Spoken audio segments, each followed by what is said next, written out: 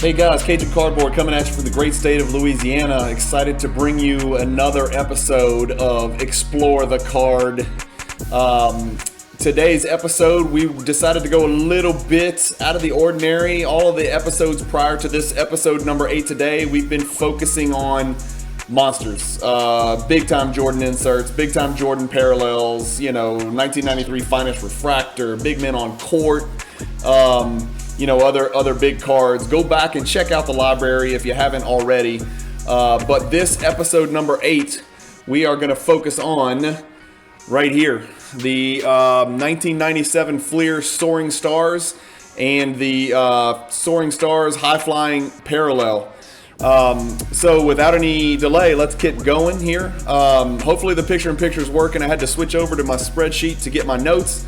I always like to begin these Explore the Card episodes with full transparency and let you know what I own. And so we're going to switch over to the PWCC Marketplace. These are the Soaring Stars inserts that I own. I own 3 base PSA 10 Soaring Star inserts and 3 high flying PSA 9 inserts right here, here, and here. And then I own the 1 Soaring Stars High Flying PSA 10 insert. So 7 in total, 3 base, 4 High Flying Parallel. And if you think I'm stacking them, I have stacked them. I did this maybe maybe a year and a half, 2 years ago. I just thought the card was really different and really cool. And I like the light blue on red look. And so I'm going to go ahead and just pull up the base here. We're going to talk about that in a second. But first, I always like to tell you a little bit about the set that it comes from. So let's talk about 1997 Fleer. It's a 350 card base set. There's 2 notable rookies in 1997, and those are, everybody should know this, no matter how old or young, Tim Duncan and Tracy McGrady. There are other rookies that people do play or collect, but the 2 monsters are Tim Duncan and Tracy McGrady. Those are the 2 that people remember the most. There's 21 insert sets. Yes, 21 insert sets from this 1997 Fleer set. That's a lot. There are also 2 parallel sets, Traditions and Crystal. Some of the other notable insert sets, in addition to the Soaring Stars that we're talking about today, are Thrill Seekers, Total O, Game Breakers, and Hardwood Leaders. Some of you guys may be familiar with those. Thrill Seekers is probably the high dollar version that you guys are a little bit more familiar with. Total O is kind of on the same level as Soaring Stars. Not crazy rare, not crazy expensive. Game Breakers is very rare. And in high grade can be very expensive for the Jordan. I think it's Jordan Rodman, and I think I only have a little PSA 8 version of that. But those Game Breakers are relatively rare and high, difficult pack odds. And then Hardwood Leaders also not difficult to obtain, but a lot of you guys will be familiar with those.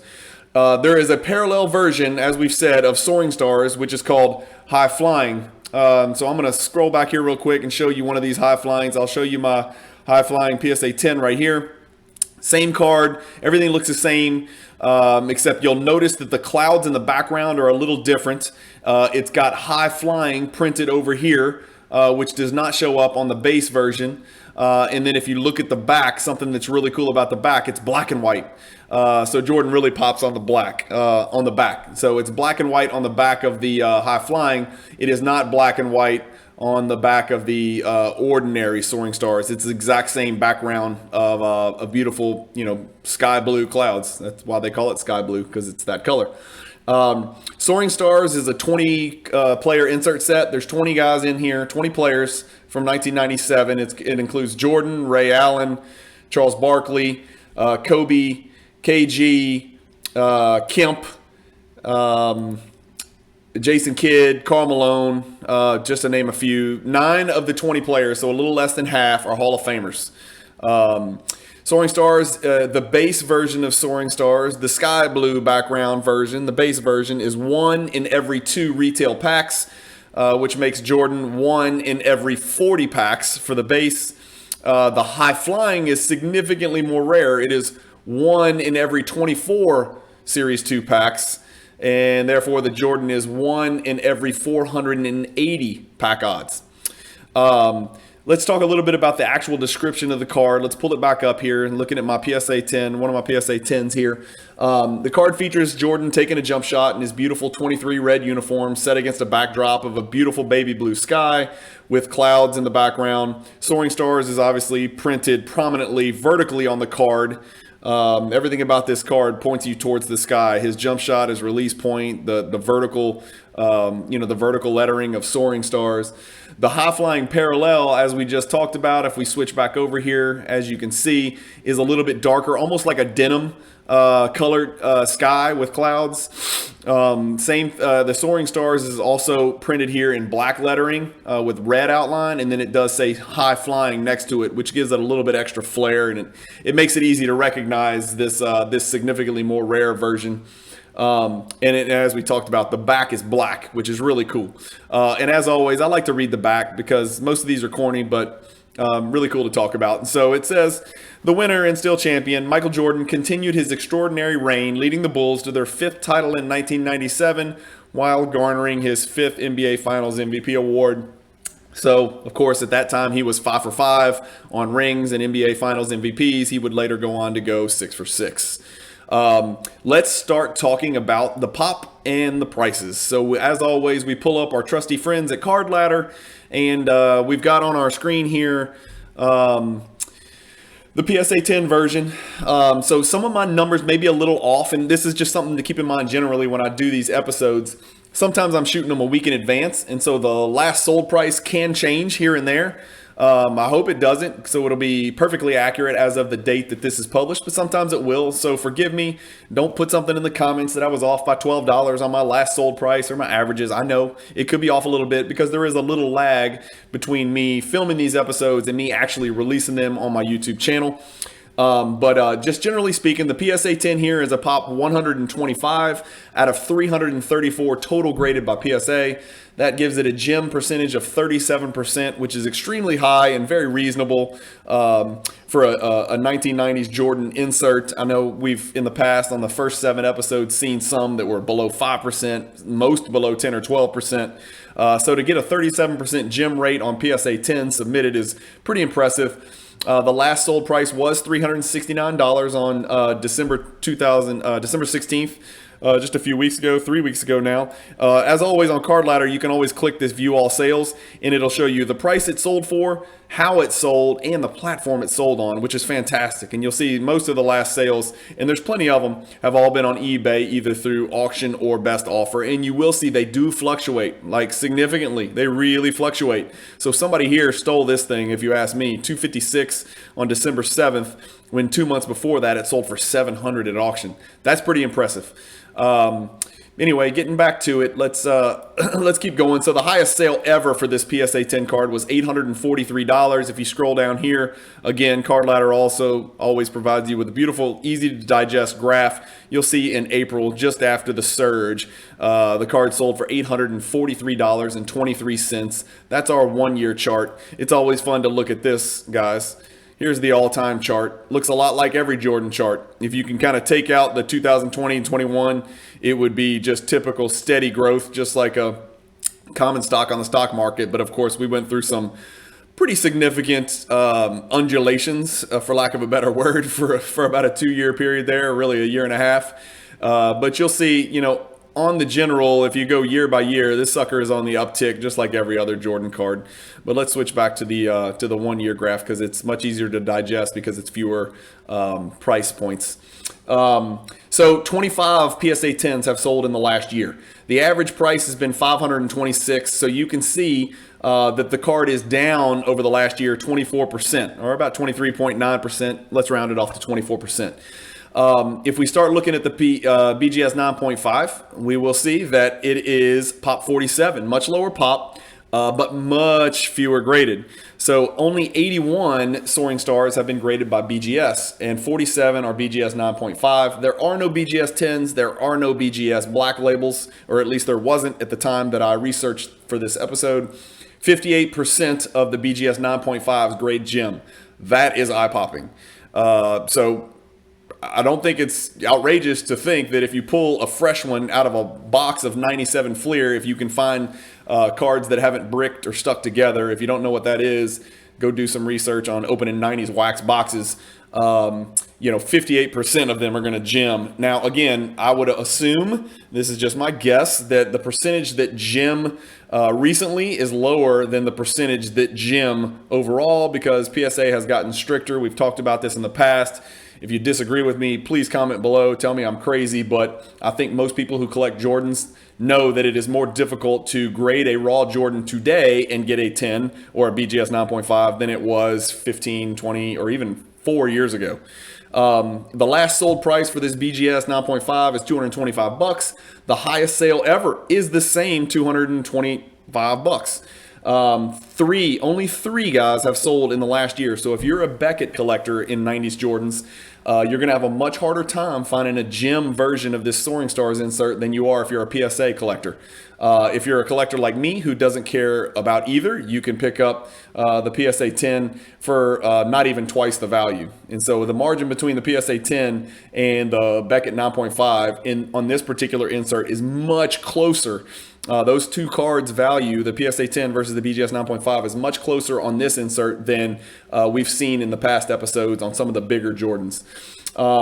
The interesting thing is, remember, we said the PSA 10 is down 24% over the last year. And again, it could just be because this last PSA 10 sale that we looked at was low, but the BGS 9.5 is actually up a couple points here. Okay. We'll talk real quickly about this because it does shed some light on a really strange anomaly. So same card, base version as the PSA 10. It's super cheap, right? For a PSA 9, it's $158.48 approximately in value. The last one sold for right at that. It is pop 144. It's a 43% PSA 9 rate. And so when you combine PSA 9s and 10s, you're looking at about an 80% chance if you submit a raw Soaring Stars, you're going to get a 9 or a 10. That's not bad. That's not bad if you can pick up some raws for cheap and grade them and stash them in your collection. This is not a card that I would be interested in flipping. The margin's not big enough. But it is a card that, obviously, as you can see from my PWCC Vault, I don't mind sticking in my vault and leaving it there because it's a beautiful card, and I think it's a good long-term buy. It's just a really good-looking card, and it's an affordable card. And when the other monsters get out of reach for the average collector, I think that's when maybe you'll start to see some more value on some of these lower-end inserts and parallels that kind of pop. The interesting thing I wanted to direct your attention to is in the last year, this PSA 9 has gone up 86.9%. That is a pretty large number, guys, especially in comparison to the PSA 10, which is down 24%. I'm not sure what caused that. Comment below if you got any ideas on that. Maybe it's just random dumb luck. As you can see, back here, we know in the February and March, when all the hobby world was going nuts and nobody knew what the hell was going on and FOMO was taking over, you'll see it looks like a, looks like mountain after mountain after mountain after middle finger after middle finger. And honestly, this card kind of keeps doing that for PSA 9s. But ultimately, it's settled right here at about $160. So I think it's a cool card to have in a PSA 9 mint condition, for $150. Let's move on. And so for the next one, I had to do my own research. I continued to use Card Ladder, but let me just show you. If you're looking for the high flying version and you hit this, all you'll see is Thrill Seekers, right? So they don't have the high flying version in Card Ladder yet. Chris and Christina and Josh, I'm sure they're going to put it in there, but as of right now, they don't have it. And so all you need to do, if you want to look up the sales history, if you're a member, you need to be a Card Ladder Pro member, which I highly, highly recommend. You go hit sales history, and then you can plug in here. You can plug in Soaring Stars, High Flying, Michael Jordan. And then I like to put PSA because it just kind of eliminates the raw, unless it's some jackass that puts PSA question mark on eBay when they do their listings. But it'll just pull them up. And so what I did is I went back in the past year and I did my own data and I created my own chart. And so I'm going to move this over here and try not to screw anything up. So here's my spreadsheet, okay? And so you guys, I always try to put this on the screen. I'm working on getting a nice, cool looking graphic that's not quite so nerdy Excel spreadsheet oriented, but take a quick picture of this with your phone or do a screenshot or whatever. But here's the high flying down here in this section, as you can see that I've highlighted. I did my own calculations, so these may not be exactly perfect, but I'm pretty sure they're close to accurate. You can see the PSA 10 high flying parallel is significantly more rare than the Soaring Stars, about 1/3 as many. The gem rate is lower at 29%. The last sold is, right at a little over 3 times higher at 1225. But here's where it gets tricky, right? So look up here. You'll see 25 PSA 10 base Soaring Stars sold in the last year. But good luck finding a Soaring Stars, right? One of them sold in the last year. This is the only sale I could find. I'm sure sales take place on Instagram and Facebook and shows and everything else. But as far as, public data, this is all I could find on auction houses or eBay. I might be wrong. Comment below if, to help the viewers of this video, if I did miss one. Keep in mind, I didn't film this, the day that you're watching it. So maybe something happened in the last week, but one sold in the last 12 months is not very many. If you look at the BGS 9.5, we know that fewer BGS are graded than PSA. If you look at the BGS, you'll see it's crazy. Only 86 total have been graded. 44% gem rate. None have sold in the last year. PSA 9s of the high flying parallel, you'll see 5 have sold in the last year. And this is where it gets weird again. So the PSA 9 high flying parallel is down 49%. That's a big old number, in my opinion. And again, when there's not that much data and not that many to choose from, sometimes you can get that. When there's just not that many price points or sales, you can get kind of more massive percentage fluctuations. So it's important that you really kind of go look at the data yourself and not just, assume it's down consistently 50%. That just compares the first one that sold in the year with the last one that sold in the year. So let's go back and let's talk about the gem pop growth rate. Let's see if I can get back. How did I do this? I'm going to get you back to the PSA 10 here. Here we go. Oh gosh, let me plug it in again. Here we go. All right, let me get you back to the PSA 10.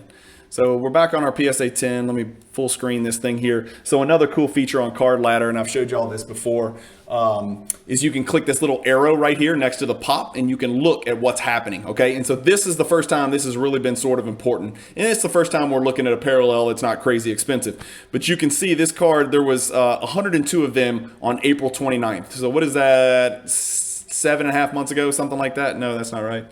8.5 months ago.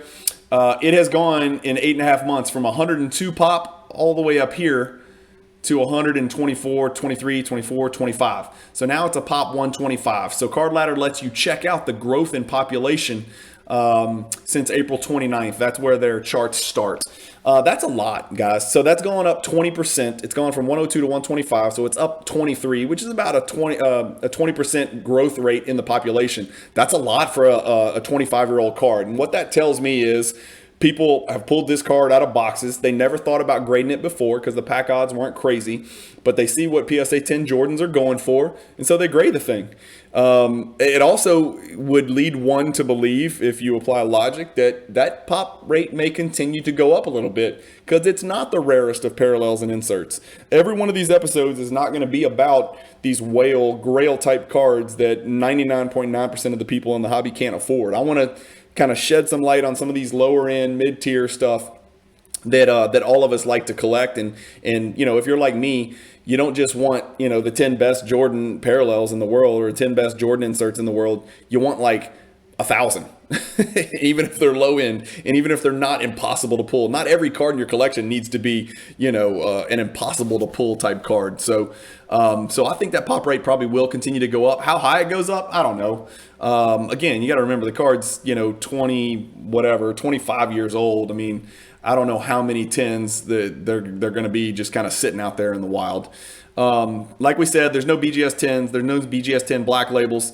The combined gem population, this is what I personally like to look at. When we looked at our chart, if you took a snapshot of that, you'll see there's 172 combined gem copies between PSA and BGS. There are 77 combined gem copies of the high flying parallel between PSA and BGS. So it's a little more than twice as rare. Really it's more than twice as rare, significantly It's just that more people have graded the high flying. More people have graded a higher percentage of the high flying that were produced because it's a more valuable card. And so people fought to grade that parallel version more earlier throughout history. But like I said, 77 combined gem copies of the high flying parallel. That's a pretty low number. It's under my magic number of 100, which, you know, makes it relevant and pretty cool to have in your collection to say there's 100 in the world gem condition. And, you know, and I've got one. That's a good feeling, you know, if you're a Jordan collector. So we always ask the question, how often does the card sell on the open market? The base Soaring Stars combined PSA and BGS gems sold 28 times in the past year. And as we said, 25 of those times were PSA. The high flying parallel combined between PSA and BGS gem grade sold 1 time in the past year. It's, remember, not just about rarity, it's also about actual scarcity, meaning I know how many are out there, but how many are really out there that are obtainable, that you see on the open market, at the auction houses, on eBay? How many can you actually get your hands on? It's not how many exist always, it's how many can you get your hands on. This is something I kind of stress with the PSA 10 Jordan. Yeah, there's 320 of them, but how many of them are actually in commerce? How many can you actually get? 1 a month? Maybe 15 a year? I don't know. I think that number is going to go down on the PSA 10 86 Fleer. That's just my thoughts, and that's for another video perhaps. You know, other issues and other observations from the table that I posted on the screen. You know, PSA is much more common than BGS. It's more than twice as common. We've said there's a really high gem rate for both companies on the base version and even on the high flying version. That's something to consider. PSA 9 has almost doubled over the past year. A year ago, you could have bought a PSA 9 for $83, and the last one sold for $158. PSA 10 is actually down 24% in the last year. That's something to keep in mind. It's also important, however, to keep in mind, it could have just been a crazy anomaly high price point for the very first one that sold in that calendar year. Those are things you have to look at yourself. You have to look at the data yourself. And then, you know, my general observation is that the gem version of the high flying parallel is very rare and it is very undervalued. That is as close as you're going to get to me giving investment advice. And I'm not saying buy it and flip it. I'm not saying that with any Jordan cards. I'm not selling mine.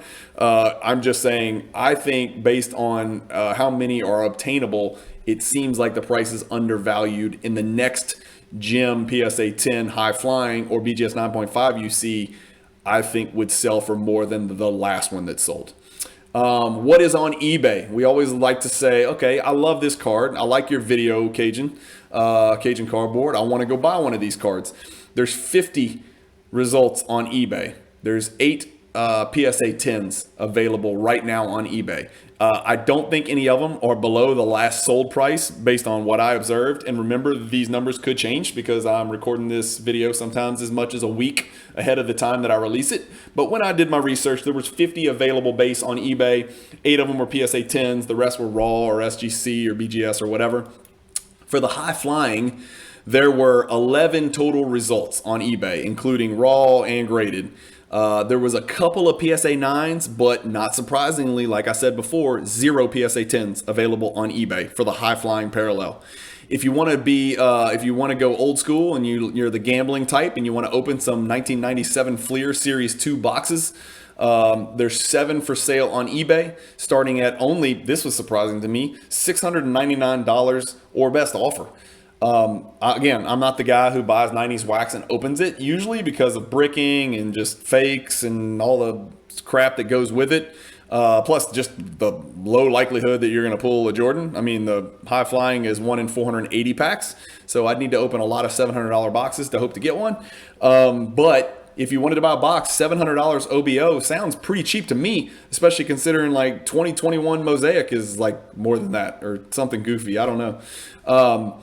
What do I own and grade? We talked about it. I always like to tell everybody what I do and don't have. I do have this card. I like this card. It ain't going anywhere. I'm not pump and dumping. I'm just shedding light on it educating myself and hopefully educating people. And like I said, these Explore the Card episodes is about building an awesome library.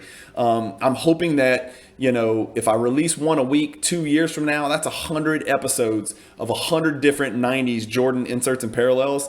I think that would be really cool. If you ever want to know something about a card, you go to Cajun Cardboard channel and you look it up. Maybe I'm a dreamer. Maybe this channel is going to disappear because nobody likes it and then it's just not interesting. But I think it would be cool to have a library of 50, 100, 200 different Jordan cards out there with pictures and explanations of the set that it came from and pack odds and things like that, all in one place, all digestible, where you can just push play and put your headphones on and go do what you do. Take a car ride or sit out at the beach or sit by the pool or do the treadmill. Buy, sell, or hold. We always answer this question, or at least I answer it from my perspective. I'm a firm hold indefinitely. Would I sell some of my duplicate copies of the PSA 10? Yeah, I guess probably, but it would need to double from what I bought it for. It's just not something I'm looking to do right now. So I would call myself a firm hold indefinitely on those. I'm definitely not looking to get out of the card because, like I said, I'm a Jordan hoarder. I am going to have a PSA 10 of each of these for the very, very long foreseeable future. So I might sell some duplicates, but those were bought for investment purposes, but I'm more of a long-term investment guy. Is this a low, mid, or high grail value insert? This falls into the low price range, in PSA 10 for both the base and the high flying. I think, it's a shade over $1,000 for the high flying. If you look at your screen here, it's $372 for a PSA 10. That's just not a lot, y'all. So it's a low value insert, but one that I think would look really good in anybody's collection. What are some similar inserts in PSA 10 or similar parallels in PSA 10 as far as market value? In comparison to the base one you see on your screen, Soaring Stars, some similar cards are the 1993 ultra famous nicknames, the 1997, in here, look, I can pull these up on Card Ladder, or at least I know this one's on Card Ladder. So I can pull up the famous nicknames Michael Jordan here. So you'll see 535.85, and that's the card that you're looking at right there. The Hoops Frequent Flyer Club. I'm not sure if Card Ladder's got this. Oops. Frequent Flyer. I don't know. Yeah, it does have it. Okay, so here's the Jordan Frequent Flyers Club. You'll see in PSA 10, last sold $525. That's that horizontal. And there is an upgrade version of this, which is more expensive, just like there is an upgrade version of the Soaring Stars. And then the last one is, they may not have this one, 1993 Sharp Shooter. I don't know if they got this in Card Ladder. They don't have that, but it's the 1993 Fleer Sharpshooter insert. So those are three inserts that are about the same value as the base Soaring Stars. As far as the high flying parallel, what are some of those? Three cards that are similar in value to those? The 1993 Skybox Premium Center Stage is one. Let's see if I can pull up the Center Stage. Yep, here we go.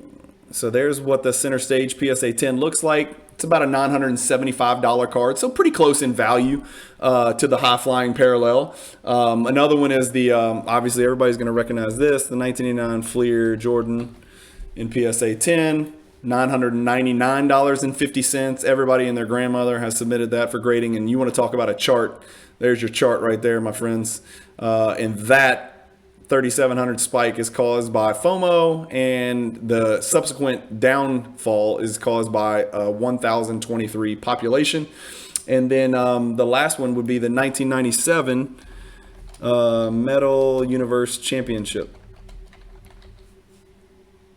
Right here, $850. So those are three cards that are kind of comparable in value in PSA 10 condition to the high flying parallel. Is it an investable card? That's kind of a, it's a question that I put in every episode. Sure, I think all Jordan cards are investable. That's going to be kind of my go-to. Personally, if you're looking to invest and sell this card for profit one day, I personally would stick to PSA 10s because I don't think the card is rare enough where PSA 9s in the base version are going to yield much of a return. That's just me. Especially since, like, what did we say? 80% of the cards grade PSA 9 or higher. I think the pop could grow significantly on that base Soaring Stars version, especially in the PSA 9s. The high flying is a pop 39 in PSA 10.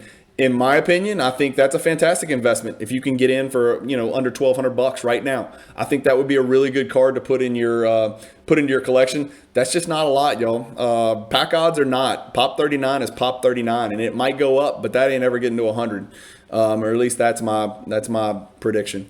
On my Cajun Cardboard scale of Jordan card relevance, if you pulled the 100 greatest Jordan collectors in the world, how many of them would have this in their collection? Maybe 2 out of 10 is my Cajun Cardboard relevance score for this card. The high flying is probably a 3 or a 4 out of 10. Probably a 3 out of 10, because again, a little bit off the radar, a little bit off the beaten path. This is a card that I really like, and so that's why I wanted to do an episode on this. I have gotten some comments and some messages, and look, by the way, thank you for everybody who's sending me messages saying how much they like the channel, how much they like to explore the card episodes, and how much they appreciate diving into basketball cards only, and primarily 90s cards primarily. Thank you so much for the kind messages. It really does mean a lot, and it makes me think I'm at least, it validates what I'm doing and the time I'm spending, and I'm having a blast because I'm learning so much about the Jordan market doing these episodes. I really enjoy it, and I've gotten a couple of requests from people for different cards, and you know what? Going forward, if I've always got a request from somebody about which card to feature on the next episode, I'm going to do it. Again, thank you guys for listening. If you like to explore the card episodes, they come out every Friday. I come out with tons of other just miscellaneous rambling episodes having to do with investing and collecting. And sometimes it's not necessarily about basketball cards. It might be about the NBA in general. You'll get a couple of episodes like that every once in a while. I try to, at the outset of my videos, explain whether it's an episode on collecting or investing, because I know some people who are collectors only get really sensitive about, people giving investment advice. I'm not trying to I'm not trying to pump and dump or flip my cards based on, my very loyal 123 subscribers to my YouTube channel. So obviously that's not the reason for me making these episodes. It's just to kind of build an awesome library for everybody to have that they can hopefully go back and use one day and be appreciative of if they ever wanted to get more information about a particular card. Anyway, thanks for listening. Subscribe to the channel if you like it. Hit the like button. It really helps me out with the YouTube algorithm, whatever that means. And then do me a favor and comment, because nothing's more fun than getting your comments and your input. And if you do want me to feature another card, I've got 2 coming up that are from subscribers that have requested me to feature a card. I'm doing those 2 cards next. And so if you want to get in the line and have a card that you're very interested in featured on one of these Friday episodes of Explore the Card, just let me know and put it in the comments, and I'd be happy to look into it. If you haven't watched the prior 7 episodes, go watch them. I think this is episode number 8. I hope I got that right. Let me check. Yeah, this is episode number 8. And so stay tuned for episode number 9, and check out my other videos. I really appreciate you guys listening. Peace.